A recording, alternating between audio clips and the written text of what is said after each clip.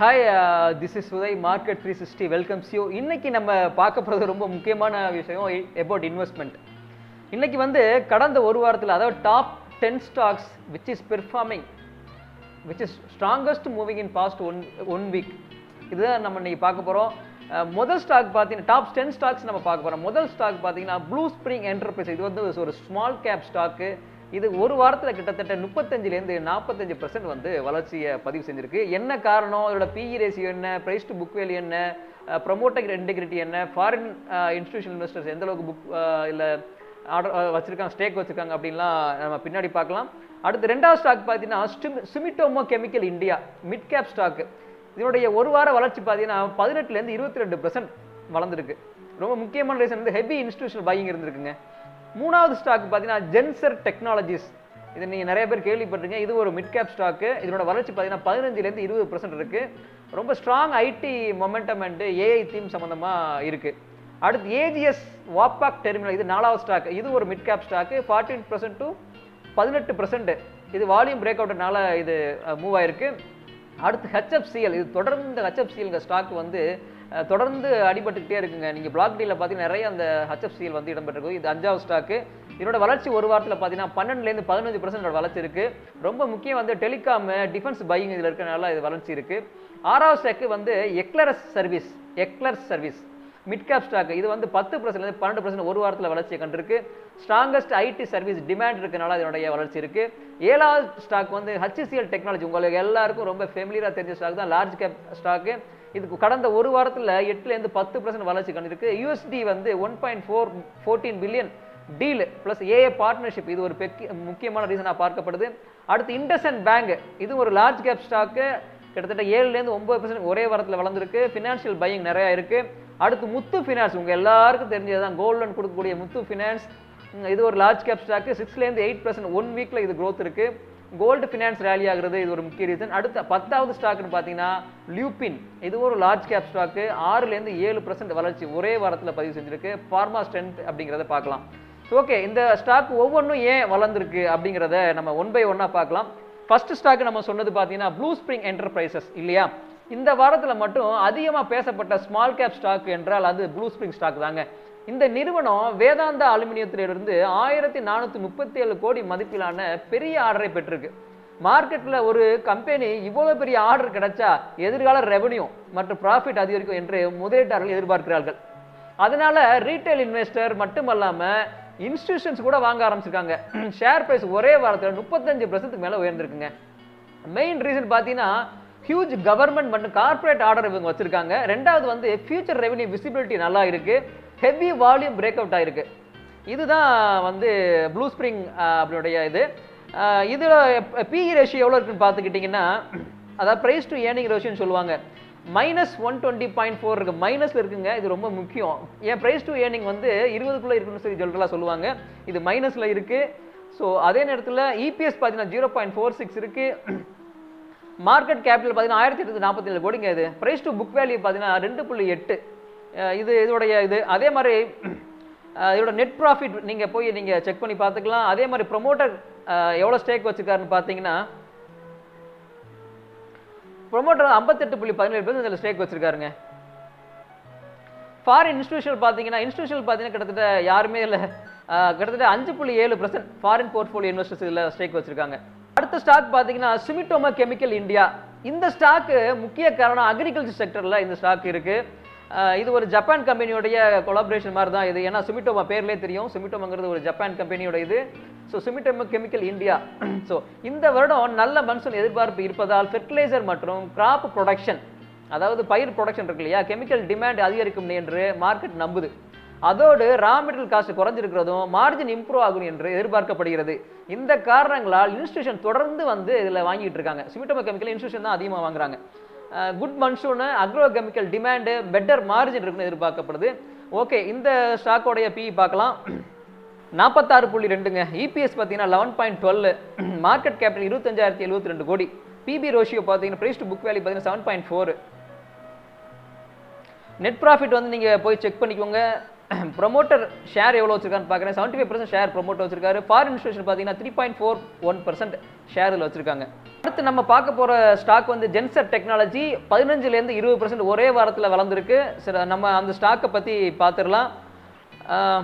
Zener வந்து AI theme உலகம் முழுவதும் ஐடி ஸ்டாக்கு பெரிய ஆதரவாக இருக்குங்க. ஜென்சர் டெக்னாலஜிக்கு வந்து டிஜிட்டல் டிரான்ஸ்ஃபர்மேஷன் மற்றும் ஏஐ ப்ராஜெக்ட் அதிகரித்து வருகிறது. குவார்டர் ரிசல்ட் நல்லா இருக்குன்னு என்ற எதிர்பார்ப்பு இருக்கு. ஐடி இண்டெக்ஸ் மேலே சென்றதால் இந்த ஸ்டாக்கு இன்ஸ்டிடியூஷனல் பையிங் வந்திருக்கு. மெயின் ரீசன் பார்த்தீங்கன்னா AI boom, digital transformation, strong order pipeline. PE ratio பார்த்தீங்கன்னா 15.2 20க்குள்ளே இருக்குது, ரொம்ப முக்கியம். அடுத்து பார்த்தீங்கன்னா பிபி ரேஷியோ, அதாவது ப்ரைஸ் டு புக் வேல்யூ பார்த்தீங்கன்னா 2.5க்குள்ளே இருக்குது. இபிஎஸ் பார்த்தீங்கன்னா 34 ஏர்னிங்ஸ் பெர் ஷேர், அதான் இபிஎஸ் 34.87 இருக்குங்க. டிவிடெண்ட் வந்து 2.6 கொடுக்குறாங்க, ரொம்ப முக்கியம் டிவிடெண்ட் கொடுக்குறாங்க. ப்ரமோட்டர் பார்த்தீங்கன்னா 49% ஸ்டாக் வச்சிருக்காரு. ஃபாரின் இன்ஸ்டிடியூஷன் பார்த்தீங்கன்னா 10.51% இதில் ஸ்டாக் வச்சிருக்காங்க. ஸோ அடுத்த ஸ்டாக் பார்த்தீங்கன்னா AGS Wabag terminal mid cap stock 14% 18% ஒரே வாரத்தில் வளர்ந்துருக்கு. ஸோ ஏன் வளர்ந்துருக்கு? இந்த நிறுவனம் oil, LPG, chemical storage business செய்து வருகிறது. இந்தியாவில் எனர்ஜி கன்சப்ஷன் அதிகரித்து வருகிறது. அதாவது போர்ட் இன்ஃப்ராஸ்ட்ரக்சர் மற்றும் ஸ்டோரேஜ் கெப்பாசிட்டி எக்ஸ்பென்ஷன் காரணமாக லாங் டேர்ம் க்ரோத் ஸ்டோரி உருவாகி இருக்கு. இதனால லாங் டேர்ம் ஃபண்ட்ஸ் இந்த ஸ்டாக்ல பொசிஷன் எடுத்திருக்காங்க. Energy infrastructure, strong expansion, long term growth, இது வந்து முக்கிய காரணம். அடுத்து பிஇ ரேஷியோ பார்த்தீங்கன்னா 123 அதிகமாக தான் இருக்கு. பிரைஸ் டு புக் வேல்யூ பார்த்தீங்கன்னா 6.6 இருக்கு. ஏர்னிங்ஸ் பெர் ஷேர் 2.8 இருக்கு. டிவிடெண்ட் எதுவுமே இவங்க கொடுக்கலங்க. இவங்களோட கேஷ் ஃப்ளோ, நெட் ப்ராஃபிட்லாம் நீங்கள் நெட்டில் போய் செக் பண்ணிக்கோங்க. ப்ரொமோட்டர் பார்த்தீங்கன்னா 86% ஸ்டேக் வச்சிருக்காங்க. அப்போ ப்ரொமோட்டர் வந்து ஸ்டேக் அதிகமாக வச்சிருக்காருன்னா ஒரு கம்பெனி நல்ல கம்பெனின்னு சொல்லலாம். ஃபாரின் போர்ட்ஃபோலியோ இன்வெஸ்டர் பார்த்தீங்கன்னா கிட்டத்தட்ட 6% ஸ்டேக் இதில் வச்சிருக்காங்க. அடுத்து நம்ம பார்க்க போகிறது ஹெச்எஃப்சிஎல். பிளாக் டீல பார்த்தீங்கன்னா இந்த ஸ்டாக்கை நீங்கள் நம்ம யூடியூப் சேனல் பார்க்குறீங்கன்னா உங்களுக்கு தெரியும். பிளாக் டீல் அதிகமாக நடக்கக்கூடிய ஸ்டாக் ஹெச்எஃப்சிஎல். கிட்டத்தட்ட இந்த ஒரு வாரத்தில் மட்டும் 12% 15% வளர்ந்துருக்குங்க. Main reason telecom and defence பையிங்கு. ஹெச்எஃப்சிஎலுக்கு டெலிகாம் மட்டுமல்ல, டிஃபென்ஸ் பிஸ்னஸ்லும் நல்ல வாய்ப்புகள் இருக்கின்றன. 5G expansion, optical fibre project, defence communication order கிடைக்கும் என்ற எதிர்பார்ப்பால் இந்த ஸ்டாக் பெரிய பையிங் வந்தது. 5G roll out, defence order, optical fibre demand. PE பார்த்தீங்கன்னா 105.3, பிஇ வந்து ரொம்ப அதிகமாக இருக்குது. அடுத்து ப்ரைஸ் டு புக் வேல்யூ 6.7 இருக்குது. ஏர்னிங்ஸ் பெர் ஷேர் இபிஎஸ் 2 இருக்குது. இவங்களோட நெட் ப்ராஃபிட், கேஷ் ஃப்ளோ இதெல்லாம் போய் நீங்கள் செக் பண்ணிக்கோங்க. அடுத்து ப்ரொமோட்டர் பார்த்தீங்கன்னா ரொம்ப கம்மியான ப்ரொமோட்டர் வேலை இருக்குங்க இந்த ஸ்டாக்ல. 28.29% தான் வச்சிருக்காங்க. ஃபாரின் போர்ட்ஃபோலியோ இன்வெஸ்டர் பார்த்தீங்கன்னா 7% இதில் ஸ்டாக் வச்சிருக்காங்க.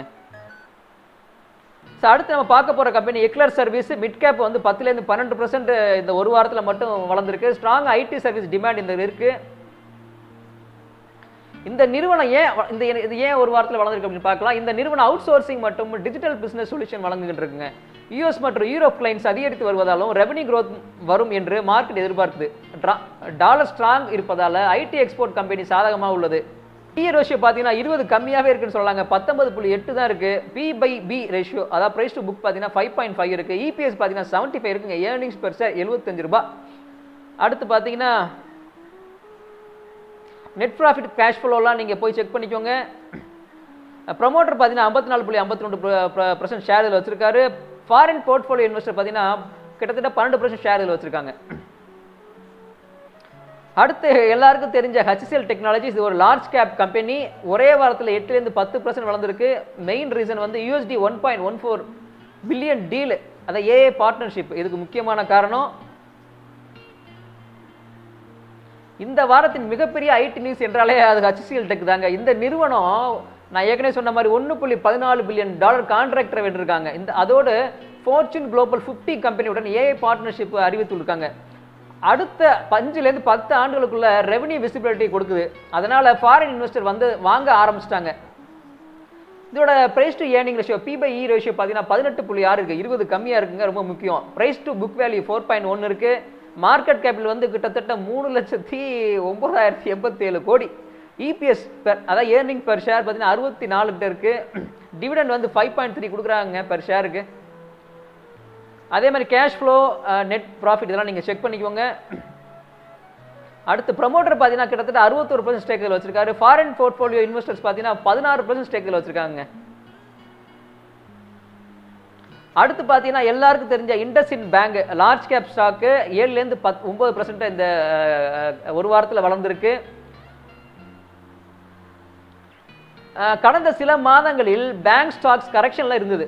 ஏன்னா எல்லாருக்குமே தாங்க கடந்த ஓவராலாக பேங்கிங் செக்டர்லாம் கரெக்ஷன்ல இருந்து இப்போ வேல்யூவேஷன் அட்ராக்டிவா இருப்பதால இன்ஸ்டிடியூஷன் இருக்காங்க இல்லையா, மீண்டும் வாங்க ஆரம்பிச்சிட்டாங்க. கிரெடிட் growth மற்றும் இன்ட்ரெஸ்ட் இன்கம் அதிகரிக்கும் என்று எதிர்பார்ப்பு இருக்கு. Attraction value, banking recovery, institutional buying. Price to PE/E ratio 85.4 அதிகமாக தான் இருக்கு. ஜென்ரலாக வந்து ஃபினான்ஸ் கம்பெனிக்கு பிரைஸ் டு புக் வேல்யூ ரொம்ப முக்கியம். அது வந்து கிட்டத்தட்ட 1 கீழே இருந்தால் நல்லா இருக்குன்னு சொல்லுவாங்க. ஆல்மோஸ்ட் 1.2 கிட்ட தாங்க இருக்கு.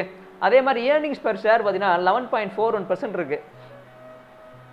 இவங்களுடைய நெட் ப்ராஃபிட், கேஷ் ஃப்ளோ இதெல்லாம் நீங்கள் போய் செக் பண்ணிக்கோங்க.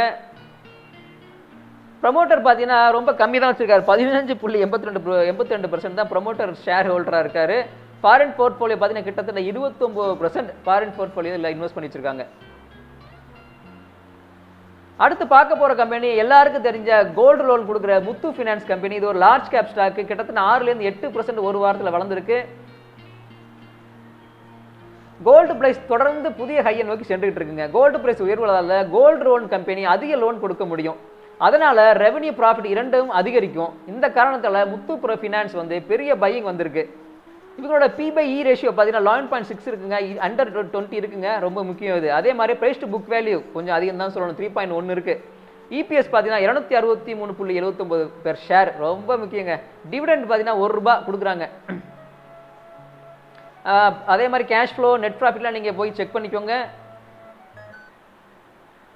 ப்ரமோட்டர் பார்த்தீங்கன்னா கிட்டத்தட்ட 74% இதில் வந்து ஸ்டேக் வச்சிருக்காருங்க. அடுத்து ஃபாரின் போர்ட்ஃபோலியோ 12.3% இதில் ஸ்டேக் வச்சிருக்காங்க. அடுத்து நம்ம பார்க்கக்கூடிய கடைசி 10வது ஸ்டாக் பார்த்தீங்கன்னா லார்ஜ் கேப் லூபின். இது ஒரு ஃபார்மசூட்டிக்கல் கம்பெனி. 6லேருந்து 7% வளர்ச்சியை வந்து ஒரே வாரத்தில் இது பட்டிருக்காங்க. என்ன காரணம்னா ஃபார்மா செக்டர் முழுவதும் மீண்டும் ஸ்ட்ரென்த் காட்ட ஆரம்பிச்சிட்டாங்க. லூபினுக்கு US FDA அப்ரூவல், அதாவது ஃபார்மா செக்டரை பொறுத்த மட்டும் ஜென்ரலாகவே இந்த US FDA அப்ரூவல் வந்து அடிக்கடி நடந்துகிட்டே இருக்கும். ஏன்னா நிறைய நம்ம எக்ஸ்போர்ட் வந்து யூஎஸ்க்கு தான் பண்ணுறோம். ஸோ அப்போ என்ன பண்ணுவாங்க, அந்த US ஃபெடரலில் வந்து என்ன பண்ணுவாங்க, அங்கேருந்து ஒரு டீமை வந்து இங்கே வச்சு இங்கே செக் பண்ணுவாங்க. அப்பப்போ அவங்களுடைய மொத்த பிளான்ட்டையும் செக் பண்ணுவாங்க. இது வந்து ரெகுலர் ப்ரொசீஜர் இது. ஸோ இது வந்து அவங்கள்ட்ட அப்ரூவல் வாங்கினா மட்டும் தான் சில விஷயங்கள் நம்ம பண்ண முடியும். அதே மாதிரி எக்ஸ்போர்ட் growth நல்லா இருக்கு. புதிய மெடிசன் லான்ச் எதிர்பார்ப்பாக உள்ளது. லாங் டைம் இன்வெஸ்டர் பொசிஷன் எடுக்க ஆரம்பிச்சிட்டாங்க. இதோட P/E ரேஷியோ பார்த்தீங்கன்னா 21.2 20 கிட்ட தான் இருக்கு. அடுத்து பிரைஸ் டு புக் வேல்யூ பார்த்தீங்கன்னா 5 இருக்கு. EPS அதாவது ஏர்னிங்ஸ் பெர் ஷேர் பார்த்தீங்கன்னா 126.12 இருக்குங்க. டிவிடெண்ட் yield 0.5 கொடுக்குறாங்க. நெட் ப்ராஃபிட், கேஷ் ஃப்ளோ இதெல்லாம் போய் பார்த்துக்கோங்க. ப்ரமோட்டர் பார்த்தீங்கன்னா கிட்டத்தட்ட 47% வச்சிருக்காரு. ஃபாரின் போர்ட்ஃபோலியோ பார்த்தீங்கன்னா 21%க்கு மேலே வச்சிருக்காங்க. 22% வச்சிருக்காங்க. ஸோ இதுதான் இன்னைக்கு டாப் 10, அதாவது ஒரு வாரத்தில் அதிகபட்சம் கிட்டத்தட்ட 35% வரைக்கும் வளர்ந்து நம்ம கம்பெனிகளை இன்னைக்கு பார்த்தோம். அடுத்த வாரம் இதே மாதிரி ஒரு டாப் நெக்ஸ்ட் வீக்கில் எந்தெந்த ஸ்டாக்ஸ்லாம் வந்து கிட்டத்தட்ட நல்ல வளர்ச்சியை கண்டது, அந்த டாப் 10 ஸ்டாக்ஸை மட்டும் ஒரு வாரத்தில் வளர்ந்த டாப் 10 நெக்ஸ்ட் வீக் நம்ம பார்க்கலாம். ஸோ நீங்கள் தொடர்ந்து இதை பார்த்துங்க, உங்களுடைய ஆதரவை கொடுங்க, லைக் பண்ணுங்கள், ஷேர் பண்ணுங்கள், கமெண்ட் பண்ணுங்கள், பெல் பட்டனை தட்டுங்க. அப்போ தான் நீங்கள் பெல் பட்டனை தட்டினா தான் நாங்கள் போடுற வீடியோ உங்களுக்கு வந்து சேரும். உங்களுக்கு பிடிச்சிருந்தா உங்கள் ஃப்ரெண்ட்ஸ்களுக்கு இதை ஷேர் பண்ணுங்கள், நீங்கள் கமெண்ட் பண்ணுங்கள், நான் அதுக்கு ரிப்ளை பண்ணுறேன். Thank you so much.